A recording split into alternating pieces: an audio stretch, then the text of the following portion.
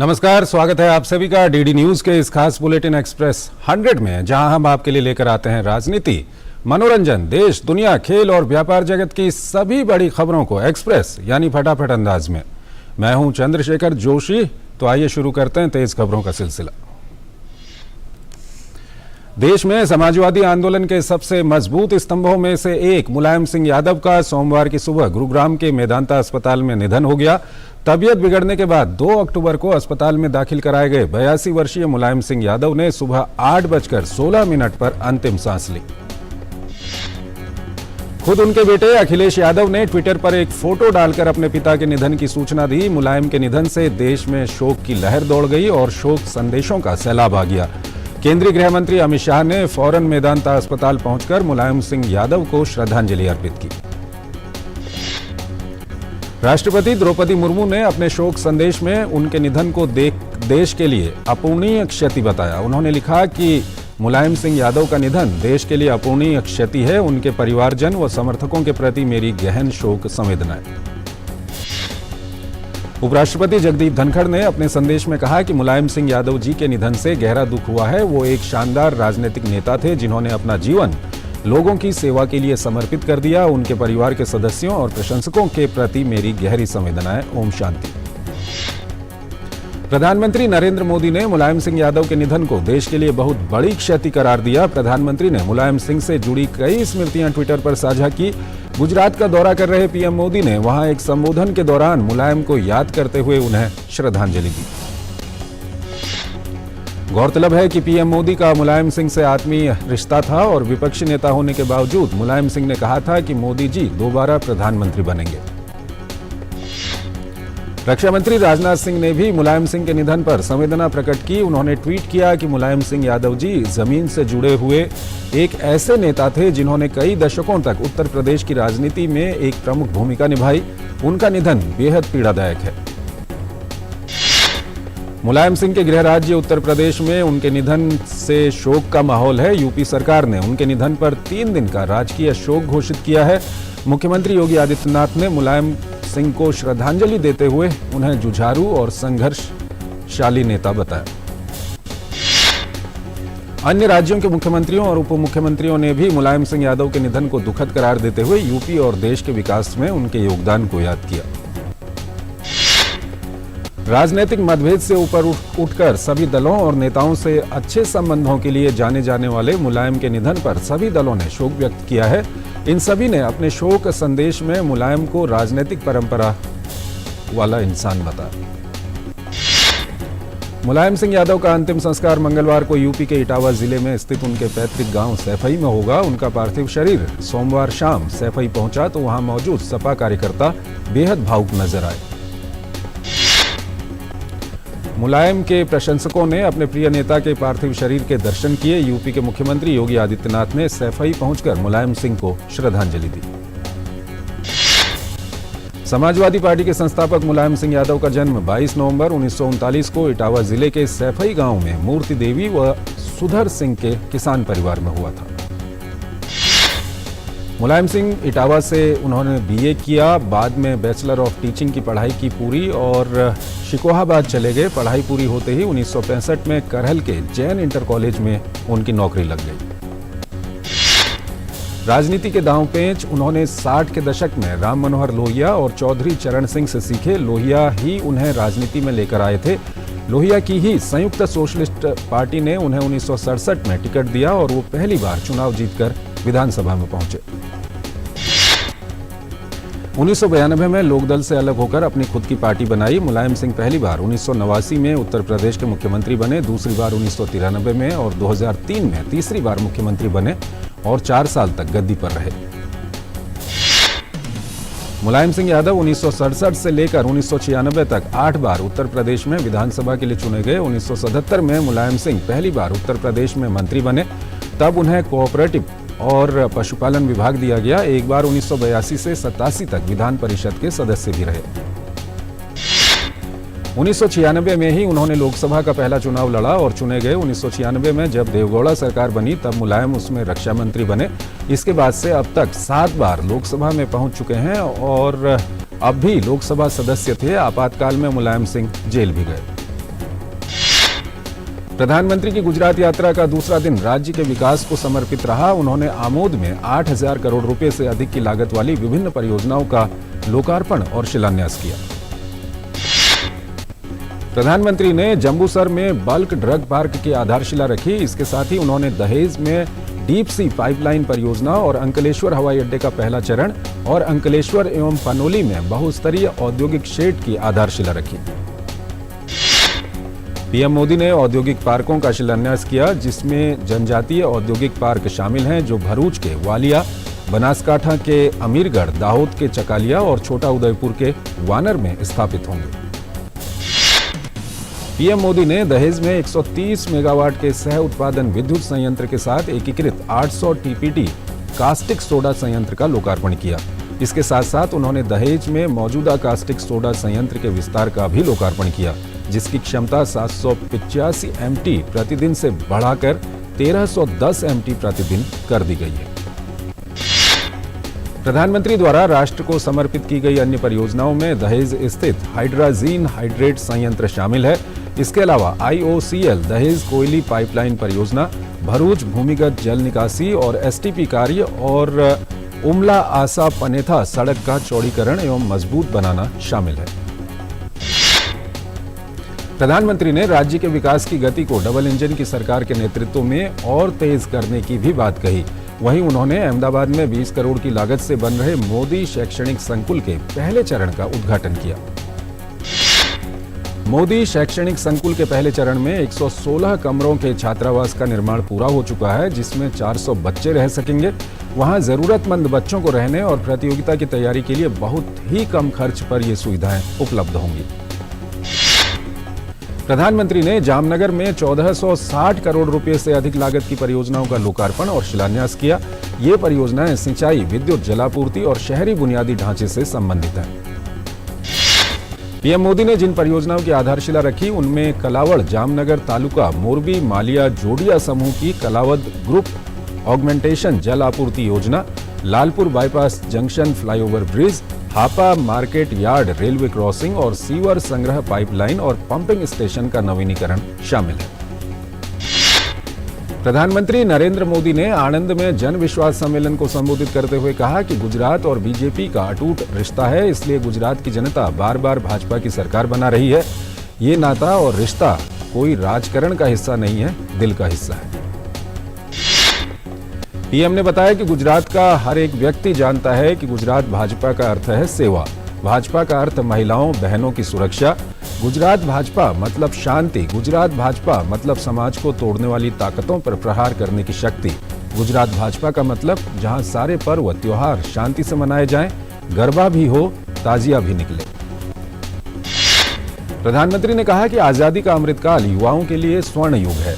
साथ ही उन्होंने कहा कि गुजरात में डबल इंजन सरकार विकास को तेजी से नई ऊंचाइयों पर ले जा रही है और अब दौड़ने का नहीं, ऊंची छलांग लगाने का समय है।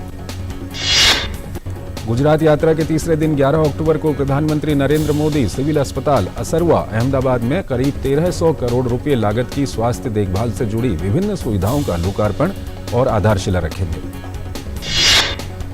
सिविल अस्पताल अहमदाबाद का किडनी रोग और अनुसंधान केंद्र का नया भवन बनकर तैयार है। 408 करोड़ रुपए की लागत से बने 850 बेड की सुविधा वाले इस ट्रांसप्लांट सेंटर में 22 ऑपरेशन थिएटर, आधुनिक लैब और हर प्रकार की ट्रांसप्लांट की सुविधा होगी और ये परिसर पूरी तरह से पेपरलेस होगा।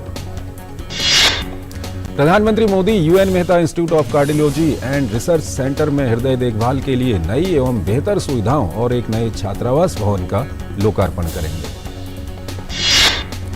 प्रधानमंत्री मेडिसिटी में ही 140 करोड़ रुपए की लागत से बनी 300 बिस्तरों वाली गुजरात कैंसर और अनुसंधान संस्थान के नए भवन का भी लोकार्पण करेंगे। गरीब मरीजों के परिजनों को आवास सुविधा प्रदान करने वाले 39 करोड़ रुपए की लागत से 850 लोगों के रहने के लिए आश्रय गृह की आधारशिला भी रखेंगे। उज्जैन के भगवान महाकाल परिसर के विस्तार योजना के पहले चरण का लोकार्पण की तैयारियां पूरी हो चुकी हैं। प्रधानमंत्री मोदी 11 अक्टूबर की शाम को महाकाल परिसर में महाकाल की पूजा अर्चना के बाद महाकाल लोक राष्ट्र को समर्पित करेंगे। उज्जैन नगरी जो काल के काल महाकाल नगरी है, जहां अक्षांश रेखा कर्क गुजरती है, यही है शिव का अद्भुत, अकल्पनीय और अलौकिक संसार। 4 साल के अथक प्रयास के बाद अब महाकाल लोक की दिव्यता, भव्यता और आध्यात्मिकता से श्रद्धालु परिचित हो पाएंगे। इस लोक को लगभग 850 करोड़ रुपए की लागत से 2 चरणों में विकसित किया जा रहा है। परियोजना के तहत मंदिर परिसर का करीब 7 गुना विस्तार किया जाएगा। महाकाल लोक के महाकाल पथ में 108 स्तंभ यानी खंबे हैं जो भगवान शिव के आनंद तांडव स्वरूप नृत्य रूप को दर्शाते हैं। महाकाल पथ के किनारे भगवान शिव के जीवन को दर्शाने वाली कई धार्मिक मूर्तियां स्थापित की गई हैं। 2.5 हेक्टेयर में फैला प्लाजा क्षेत्र कमल के तालाब से घिरा हुआ है और इसमें फव्वारे के साथ शिव की मूर्ति भी स्थापित है। इस नवनिर्मित महाकाल लोक में आर्टिफिशियल इंटेलिजेंस और सर्विलांस कैमरों की मदद से integrated command and control centre द्वारा इस पूरे परिसर की 24 घंटे निगरानी की जाएगी। आम आदमी पार्टी की गुजरात प्रदेश इकाई के अध्यक्ष गोपाल इटालिया का प्रधानमंत्री नरेंद्र मोदी के खिलाफ अपमानजनक टिप्पणी का एक वीडियो सोशल मीडिया पर खूब वायरल हो रहा है। पार्टी राष्ट्रीय प्रवक्ता संबित पात्रा ने कहा कि जिस प्रकार की भाषा का प्रयोग आम आदमी पार्टी ने पीएम के लिए किया है, उससे उनकी मानसिकता पता चलती है। संबित पात्रा ने कहा कि आज ये कहना गलत नहीं होगा कि मणिशंकर अय्यर और अरविंद केजरीवाल में कोई अंतर नहीं है। दोनों की भाषा का स्तर, दोनों की राजनीति करने का तरीका एक जैसा ही है। बीजेपी आईटी सेल के प्रमुख अमित मालवीय ने लिखा कि इस तरह के अपशब्दों का इस्तेमाल करना और गुजरात के गौरव और धरती के बेटे को गाली देना हर उस गुजराती का अपमान है जिसने 27 साल तक उन्हें और बीजेपी को वोट दिया है। बीजेपी ने अरविंद केजरीवाल के अवतारी पुरुष और कृष्ण कहने वाले बयान पर जमकर निशाना साधा। बीजेपी ने कहा कि इस तरह के बयान लोकतांत्रिक प्रक्रियाओं का अपमान है क्योंकि पीएम देश के होते हैं। विदेश मंत्री एस जयशंकर ने ऑस्ट्रेलिया के कैनबरा में खालिस्तानी मुद्दे पर कहा कि लोकतांत्रिक देशों में जो आजादी मिली है उसका दुरुपयोग उन ताकतों द्वारा नहीं होना चाहिए जो हिंसा और कट्टरता का साथ देते हैं। विदेश मंत्री एस जयशंकर ने यूक्रेन और रूस के बीच चल रहे संघर्ष को लेकर कहा कि इस मामले का शांतिपूर्ण समाधान होना चाहिए। उन्होंने कहा कि इस मामले को लेकर विश्व के कई देश प्रभावित हुए हैं। देश के कई हिस्सों में लगातार बारिश से आम जनजीवन बुरी तरह प्रभावित हो गया है। उत्तर प्रदेश, बिहार और दिल्ली के कई हिस्से कई दिनों की लगातार बारिश से प्रभावित हैं। यूपी के कई हिस्से कई दिनों से बारिश से प्रभावित हैं। इसकी वजह से कई जिलों में जल जमाव की स्थिति बन गई। दिल्ली से सटे गाजियाबाद में लोग बारिश से उपजी स्थिति की वजह से परेशान दिखाई दिए। यूपी में बारिश को देखते हुए सोमवार को राज्य के कई जिलों में स्कूल बंद रहे। जिन जिलों में बारिश का सबसे ज्यादा असर देखा जा रहा है उनमें राजधानी लखनऊ भी शामिल है। कुछ मार्गों पर पानी भर जाने से शहर में यातायात प्रभावित हुआ। पड़ोस के अयोध्या में भी लगातार भारी बारिश की वजह से सरयू नदी का जलस्तर बढ़ गया है। बलरामपुर में भी भारी बारिश की वजह से बाढ़ जैसी स्थिति बन गई। राप्ती नदी का जलस्तर बढ़ने से लोग परेशानी का सामना कर रहे हैं। कानपुर में भी भारी बरसात ने जीवन की रफ्तार धीमी कर दी है। लोगों को बारिश की वजह से परेशानी का सामना करना पड़ रहा है।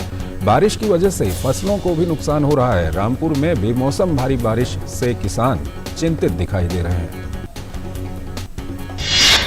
मौसम की मार दिल्ली के किसानों पर भी पड़ी है। ज्यादा बारिश की वजह से नजफगढ़ इलाके में धान की फसल को नुकसान हुआ है। बिहार के कई हिस्सों में भी बारिश का सिलसिला जारी है। मौसम वैज्ञानिकों के अनुसार नोरू चक्रवात के असर से ये वर्षा हो रही है। पटना में जोरदार बारिश से जनजीवन प्रभावित हुआ। उधर नेपाल में भारी बारिश होने के कारण गोपालगंज, पश्चिमी चंपारण और मोतिहारी में भारी बारिश हुई। बिहार में बारिश के कारण गंडक नदी उफान पर है। इस बीच राज्य के कई जिलों में भारी बारिश का अलर्ट जारी किया गया है। राज्य के 6 जिलों के शिवहर, सीतामढ़ी, मधुबनी, सुपौल, अररिया व पूर्णिया में भारी बारिश की चेतावनी दी गई है। मैदान में बारिश का जोर है तो पहाड़ पर बर्फबारी का सिलसिला तेज हो गया है। उत्तराखंड के चमोली स्थित श्री हेमकुंड साहिब में पिछले 2 दिन से बर्फबारी हो रही है। उधर पिथौरागढ़ के धारचूला में भी लगातार हिमपात हो रहा है। पश्चिम बंगाल में कोलकाता के मोमिनपुर इलाके में बीती रात हिंसा की घटनाएं हुई। हिंसक झड़प के बाद 2 समुदायों के बीच तनाव पैदा हो गया। कई वाहनों में तोड़फोड़ की गई है। मोमिनपुर इलाके में पथराव और बम फेंकने की भी घटनाएं हुई हैं। पुलिस बल को तैनात कर दिया गया है। बीजेपी नेता शुवेंदु अधिकारी ने राज्यपाल को पत्र लिखकर तत्काल कार्रवाई की मांग की। शुभेंदु अधिकारी ने गृह मंत्रालय से केंद्रीय बल तैनात करने की मांग की है। इस बीच पश्चिम बंगाल में भाजपा प्रमुख सुकांता मजूमदार को मोमिनपुर जाते हुए रास्ते में पुलिस ने हिरासत में ले लिया। शुभेंदु अधिकारी ने गृह मंत्रालय से केंद्रीय बल तैनात करने की मांग की है।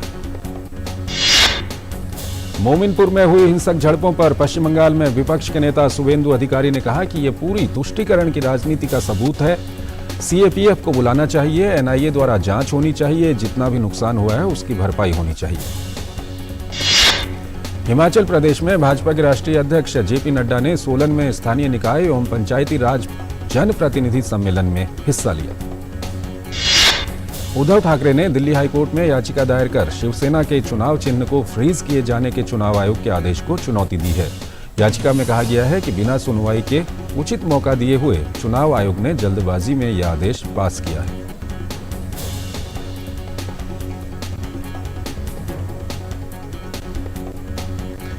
तीस शेयरों पर आधारित बीएसई सेंसेक्स आज 200 अंक की गिरावट के साथ 57,991 अंक पर और निफ्टी 74 अंक टूटकर 17,241 अंक पर बंद हुआ। बाजार में सोना आज 543 रुपये फिसलकर 51,317 रुपये प्रति 10 ग्राम, वहीं चांदी 2,121 रुपये की भारी गिरावट लेकर 59,725 प्रति किलोग्राम पर आ गई। अंतर्राष्ट्रीय बाजार में कच्चे तेल की कीमत $3.5 की वृद्धि के साथ $97.92 प्रति बैरल पर पहुंच गई। स्टॉकहोम में नोबेल समिति ने आज बैंकों और वित्तीय संकट पर शोध के लिए 3 अर्थशास्त्रियों Ben S बर्नानके, Douglas W diamond और फिलिप एच डायबोविक को अर्थशास्त्र का नोबेल पुरस्कार देने की घोषणा की। महाराष्ट्र इंडस्ट्रियल टाउनशिप लिमिटेड द्वारा राष्ट्रीय औद्योगिक गलियारा विकास सम्मेलन का आयोजन किया गया। इस निवेशक गोलमेज सम्मेलन में प्रमुख निवेशक, विभिन्न देशों के महावाणिज्य दूत और महाराष्ट्र सरकार के शीर्ष अधिकारियों ने भाग लिया। सरकार ने सस्ते और सभी के लिए सुलभ अच्छे मानसिक स्वास्थ्य के लिए tele mental health assistance and networking across states यानी मानस लॉन्च किया। केंद्रीय स्वास्थ्य और परिवार कल्याण मंत्री मनसुख मंडाविया ने ट्वीट कर इसकी जानकारी दी। रूस ने यूक्रेन की राजधानी कीव समेत कई प्रमुख शहरों पर मिसाइल से हमला किया है। मिसाइल हमले में 8 लोगों से ज्यादा की मौत हो चुकी है। हमले के बाद कीव मेयर विटाली क्लिस्को ने कहा, यह युद्ध नागरिकों के खिलाफ है, लोग गुस्से में हैं, अपने घरों और परिवारों की रक्षा करना चाहते हैं, हम यूएसएसआर में वापस नहीं जाना चाहते। यूक्रेनी एयरफोर्स के प्रवक्ता ने बताया कि रूस ने अब तक यूक्रेन पर मिसाइल से 83 हमले किए। हालांकि उनमें से 43 मिसाइलों को बीच में ही गिरा दिया गया, पर रूस का आक्रमण अब भी जारी है।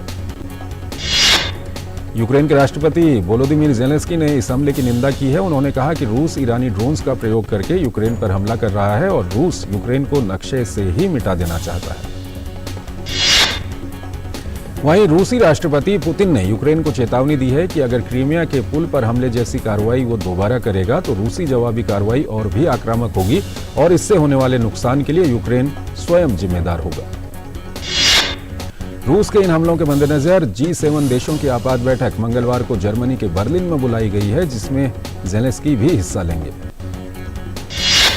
क्रीमिया ब्रिज में घातक विस्फोट के बाद क्रीमिया ब्रिज को सामान्य परिवहन के लिए फिर से शुरू कर दिया गया है, जबकि सड़क मार्ग को केवल हल्के वाहनों के लिए खोला गया है। रूसी राष्ट्रपति व्लादिमीर पुतिन ने रविवार को अपने एक वीडियो संबोधन में यूक्रेन पर क्रीमिया और रूस को जोड़ने वाले एक महत्वपूर्ण पुल को विस्फोट द्वारा उड़ाने का आरोप लगाया। रूसी राष्ट्रपति ने कहा कि ये एक नियोजित आतंकवादी कार्रवाई थी, जिसे यूक्रेन की विशेष सेवाओं द्वारा अंजाम दिया गया। 19 किलोमीटर लंबे इस पुल पर 8 अक्टूबर को तड़के एक विस्फोट हुआ था, जिसमें 3 लोगों की मौत हो गई थी। पुतिन ने रूस की जांच समिति के प्रमुख अलेक्जेंडर बेस्ट्रिकिन से मुलाकात की, जिन्होंने विस्फोट और आग की जांच के निष्कर्ष पेश किए। नाइजीरिया के अंबरा राज्य में एक नाव दुर्घटनाग्रस्त होने से हुए हादसे में कम से कम 76 लोगों की मौत हो गई। घटना की जानकारी मिलते ही नाइजीरियाई राष्ट्रपति महमूदु बुहारी ने दुख व्यक्त किया है। राष्ट्रपति ने बयान में कहा कि देश के ओगबारू इलाके में बढ़ती बाढ़ के बाद 85 लोगों को ले जा रही नाव पलट गई। वेनेजुएला में भारी बारिश के कारण बाढ़ और भूस्खलन की वजह से कम 22 लोगों की मौत हो गई और 52 लोग लापता हो गए हैं।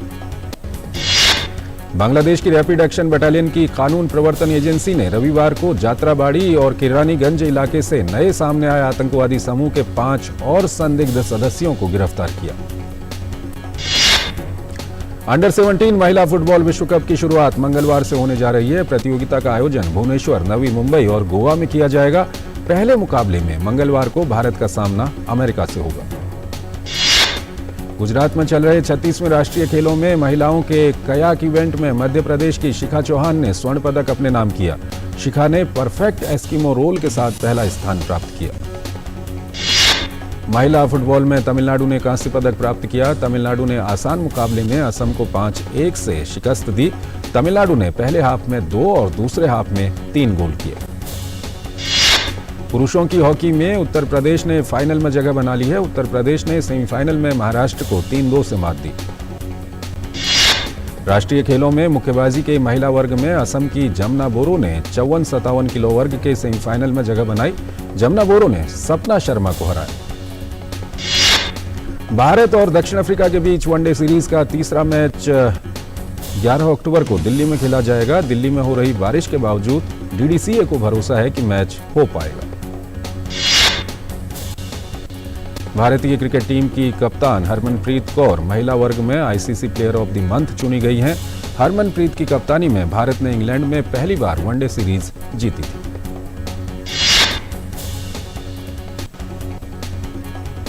तो हरमनप्रीत बनी ICC player of the month.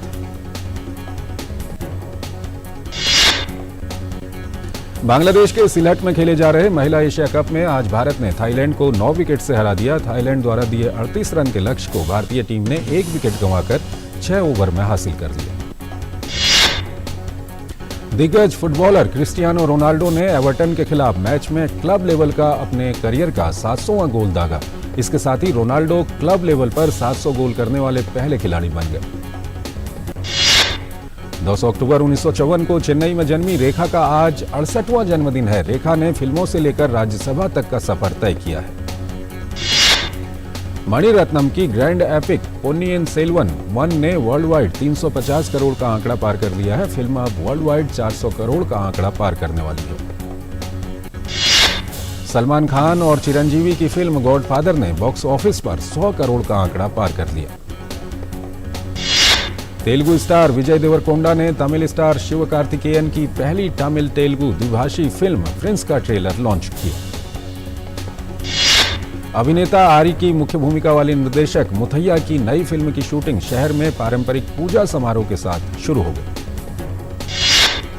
दिवंगत कन्नड़ सुपरस्टार पुनीत राजकुमार का ड्रीम प्रोजेक्ट गंधदा गुड़ी पूरा होने की ओर तेजी से बढ़ रहा है। निर्माताओं ने ट्रेलर रिलीज कर दिया है। डॉक्यू ड्रामा 28 अक्टूबर को रिलीज होने के लिए तैयार है।